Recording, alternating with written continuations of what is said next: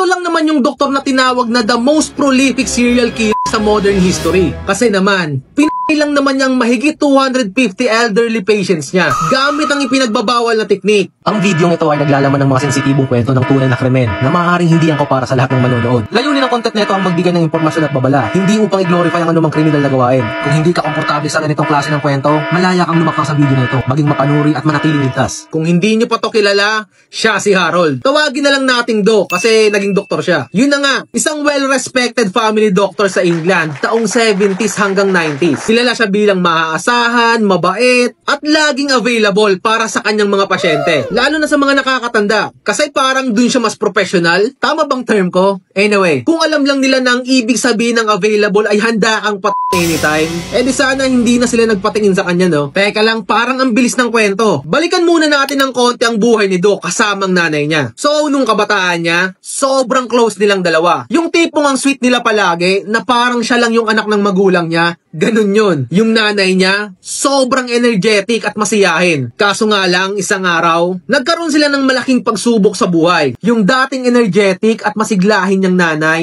na-diagnose na may lung cancer. Yes, nakita ni Doc mismo ang hirap na dinanas ng kanyang nanay. Nananakit palagi ang dibdib, hinihingal, palaging nangihina, madaming nananakit sa katawan. Like parang nasa nanay niya na lahat ng sakit na pwedeng maramdaman. Kaya binigyan ng doktor ang nanay niya ng gamot para at least mag-subside yung nararamdaman niya. And magandang effect sa nanay niya, ang batang si Doc, sobrang amazed sa gamot na yon. Pero after a year, binawian lang din ang buhay ang nanay niya. So yun, fast forward na tayo taong 1974. Nakuha ni Doc ang kanyang unang posisyon bilang general practitioner. And same year na to, parehas ng kanyang nanay. Aba, madaming naramdaman si Doc. Puro sakit din ng kung ano-ano. Pero wala siyang lung cancer or kahit na anong cancer ha. So dahil doktor si Doc, anong gagawin? I'll do it myself. Naresetahan lang naman niya ang kanyang sarili ng gamot para sa mga nararamdaman niyang sakit. Which is, sa tingin ko bad idea, no? Bakit? Kasi ang gamot na yon, isang narcotic painkiller na pagka nasobrahan ka, alam mo na. At ang epekto, nakaka-addict. So, nakotindiyak si Doc. Kaya after 1 year ng gawa niyang to, nahuli siya. Nagmulta ng 600 euros and nagparehab. Congrats, Doc ah. Kakakuha mo lang ng GP na ka na. And dito na din nagsimula ang kanyang twisted fantasy. After 2 years, sober na ulit si Kuya mo, Doc. Nagsimula siyang magtrabaho bilang GP ulit sa Greater Manchester. Sa buong dekada 80, nagpatuloy si Doc bilang doktor sa Hyde at noong 1993, nagbuka siya ng sarili niyang clinic kung saan naging kilala at naging well-respected na miyembro ng community. Wait lang, balik muna tayo sa year 1983. Lumabas si Doc sa isang episode ng World in Action, isang documentary show ng Granada Television, kung saan tinalakay niya kung paano dapat tratuhin ang mga taong may sakit sa pag-iisip sa loob ng community.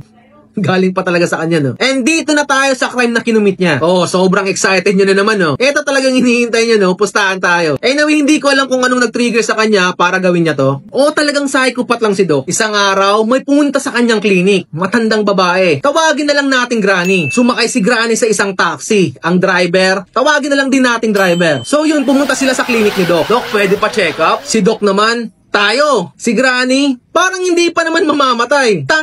Malakas pa si lola mo. Pero ilang oras lang ang makalipas, naku po, nagadan. May nilagay pala si Doc na pinatake niya kay Granny. Eto yung morphine. Kung hindi nyo pa to alam, isa tong painkiller na pagka nasobrahan ka, yun na nga, gadan ka talaga. Same lang sa nanay ni Doc. After ilang months, may dumating ulit na pasyente. Matandang babae ulit. Sakay ulit ng taxi kay driver. Siguro ko same area lang sila, no? Kaya palaging na-chechempo tong si kuya driver. O siguro palaging nakapila sa clinic ni Doc. Hindi ko alam, anyway. Pa-check up ulit. Malakas pa naman si lola, parang hindi pa mamamatay. And suddenly, binawian din ang buhay. Same cycle lang ang ginawa ni Doc sa span ng 3 taon. Basta pag nakita ka niyang tatanda-tanda ka, yung parang kukunin ka na ni Lord, ay titirahan ka talaga ni Kuya Doc. Yung pwedeng maging rason ng natural cause of death or dahil sa pagkatanda, maganda nga namang palusot, no? Kung kagaya na siya ng utak. And si Manong driver, sa dami niyang pasaherong naging pasyente ni Doc na lahat namatay, sobrang nagtataka. Kasi naman, mahigit 21 patients lang naman ang nasakay niya,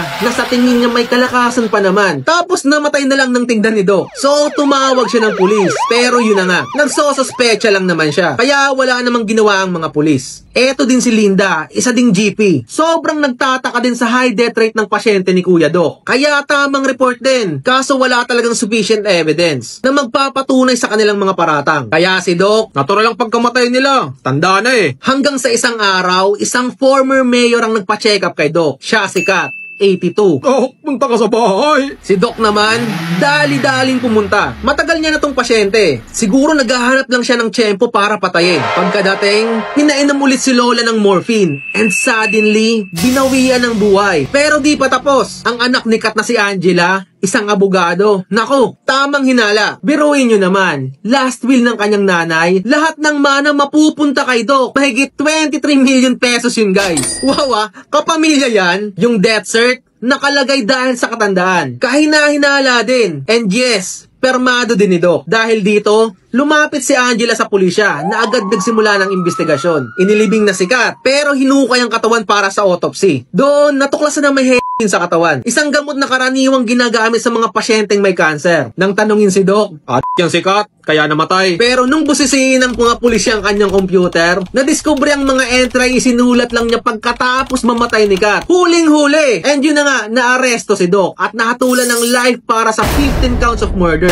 Bakit 15 lang? Kasi yun lang naman ang napatunayan. Pero ang estimated na bilang ng biktima sa 3 years niyang krimen, mahigit 250. Mahigit 250 ang mga kawawang matandang binawian niya ng buhay. Mga investigasyon ng pulis, feeling nila gusto na talaga ni Doc na maaresto at mahuli. Dahil gusto na nitong magretar sa kanyang krimen. Biruin nyo naman. Yung last will mapupunta lahat ng mana sa'yo. Sinong hindi maghihinala nun? And siguro na konsensya na siya kasi nga hindi siya mahuli-huli. And yung pattern niya ng ay ganito. Kasi lahat talaga ng psychopath may mga pattern eh. Nagbibigay siya ng nakakamatay na dose ng yun na nga, morphine. Pumipirma siya ng death certificate ng pasyente. Pinepeke niyang medical records para palabasing may sakit ang biktima. Karamihan sa mga pagkamatay ay nangyari sa parehong oras ng araw. Kapag ginagawa ni Doc ang pagbisita niya sa kanyang mga pasyente, yung nagra-rounds. And lastly, kadalasan, siya mismo ang nasa tabi ng kanyang pasyente pag namamatay ito. January 13, 2004, isang araw bago ang birthday ni Doc. Nakita siya sa kanyang selda na nakabitin. Yes, binawian niya ng buhay ang sarili niya. Yung kamag-anak ng kanyang mga biktima, sobrang bad trip. Kasi hindi nila nakamta ng hustisya eh. Sa totoo lang, maiiwasan talaga sana to. Yung medyo konti pa lang namamatay, kaso well-respected lang talaga si Doc, kaya walang nangyari. Minsan ang mga tao talagang walang bahid ng kasamaan, sila pa yung demonyo, no?